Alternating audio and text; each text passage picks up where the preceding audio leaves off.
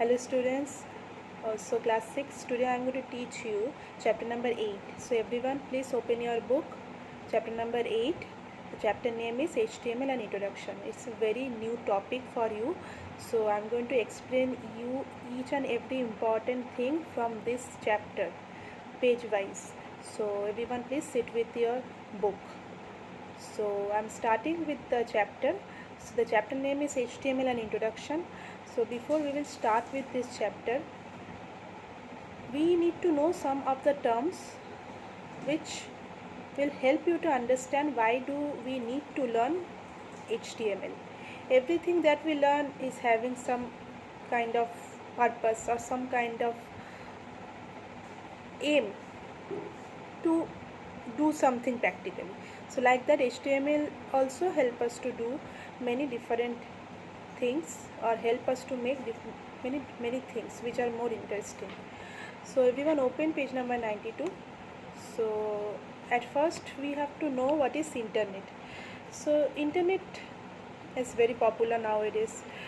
So internet is basically a network. Network means when two or more computers or different machines are connected to each other.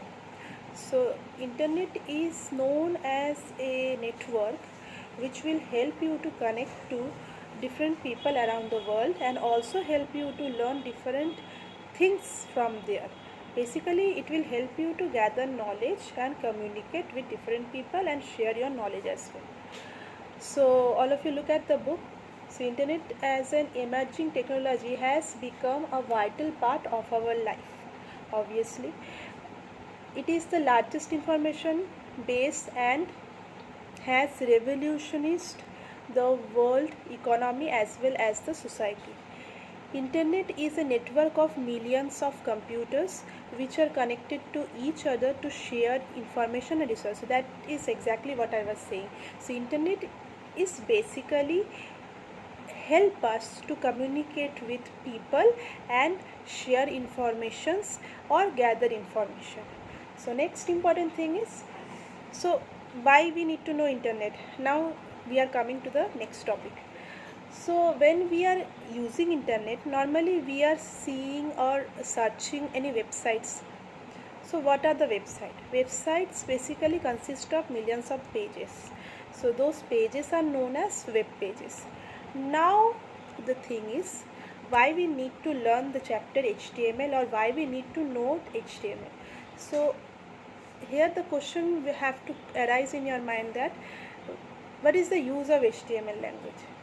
So I mentioned that websites, suppose your school website contains different pages or web pages. How? Like when you will open your school website, you will see that on that main page you will see there are many options are available at the top, like home or contact us or notice. Many options will be there. So every time you will touch or click on those options, the new page will appear, isn't it? So all those new pages are basically web pages. Now those web pages consist of different kind of text, images, audios or videos, as you have seen. So how those web pages are being created, what is the language has been used for making those pages, that you need to know. So here the answer is HTML. Normally those web pages are made by HTML. So now you can understand. So learning HTML is very important to know how those web pages are being created. So next thing is, all of you come down in this page only, Introduction to HTML. Let's see what is written. Have you ever wondered how the web pages are created? Which language is used to write these web pages? Then answer is HTML. I have already explained. So HTML is the most widely used language to design web contents for the internet. In this chapter, you will be introduced to the basics of this technology. So the full form of the HTML is Hypertext Markup Language. So each of the word in HTML have some meaning, like hypertext. Hypertext basically a piece of text which have a special features to linking one document to the another. Next is markup language. As the name says, it is a language. So markup language uses special symbols called tags to mark up text document that instruct the browser how to display the text. So whatever text on the web pages you can see, or whatever contains like videos, audios, or anything you can see on the web pages, where how they are going to be shown on the web pages, how you will do using HTML, using tags which are the part of markup language. So I hope everybody clear about this page. Please move on to the next page. So here nothing too much is given, but the main thing is, so for writing every language or anything for that language, we need to use some kind of software. But in case of HTML, if you want to write a program in HTML, so you have to use the editor. Now the two types of editors are available, like WYSIWYG editor and another is text editor. In our lab, we are going to use the simple text editor like Notepad or WordPad, but many people use this another editor also. So remember, these two editors will help us to write the HTML program. So next I am going to how we are going to create the create a web page using HTML editor. Yes, you are going to learn it, but not now. I will make you learn it after some time. Now I am going to explain before that the basic HTML tags or HTML's basic things that you need to learn before you will start any program in HTML. So before we will learn the basic HTML tag, see on the next page, some of the web browsers are given. So the question can come in your mind, why this web browser? Why we need to know the web browser? So the answer here is, after writing any HTML program, if you want to see the output of your program, so you have to have some web browser on your system or in your computer. So those web browsers are going to help you to see the result of the program that you have written using HTML language. So some of the examples are given. You will find it mostly in your desktop or laptop, these web browsers, and very much popular for everyone. Some web browsers names are given, like Google Chrome, Internet Explorer, Microsoft Edge, Apple Safari. Normally you will get in Apple laptops or desktop which are having Mac OS operating system.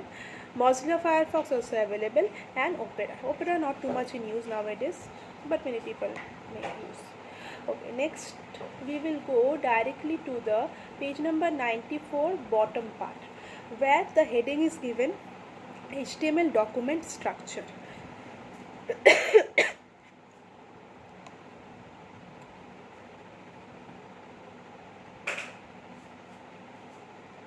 So all of you see here what is written. The HTML document starts with HTML tag and ends with \HTML tag. Each document is considered to be single page. The general structure of HTML document has two sections. Every HTML document have to have these two tags, otherwise it will not give you the proper or correct output. So these two sections are head and body. So head section normally used to give the information of your general information about your document, like the title of your document. If you want to give the title of your web page, so you have to write it inside the head tag, inside a title tag. Next is body section. So whatever in any web page you can see, whether it is text, audio, video or image, that should be written inside the body tag or body section. So what is written, all of you look at the book, page number 94. The body section contains the text which gets displayed on the web page along with other tags and attributes. It includes text, graphics and other HTML elements that provide control and formatting to a page like fonts, paragraphs, lists and other elements. So HTML document consists of two main sections. First is head, another is body. So head section will contain the general information about your web page like title of your page. Next, body section is the main part, means the output that you will going to see on the web browser like Chrome or Mozilla Firefox or any other web browser. That main part of the screen, the output that you will see, that you have to write inside the body section. So these two are very important. Okay, so page number 95. This is the page which we are going to learn today. Okay, so the first here is basic HTML tags. So HTML is a tag based on language, tag based language, and contains various elements, tags and attributes. So always remember, in this page what is written, I am just telling you in a short way. There are two types of HTML elements. All of you see the book. One is container element, another is empty element. So in HTML, please go to the PDF that I have sent in your parent salam, where I have given the basic HTML tags. There you are going to see some of the example of container element and some of the example of empty element, though it is not mentioned there. So I am giving you one example, like suppose head tag or HTML tag or body tag. These are the examples of container elements, because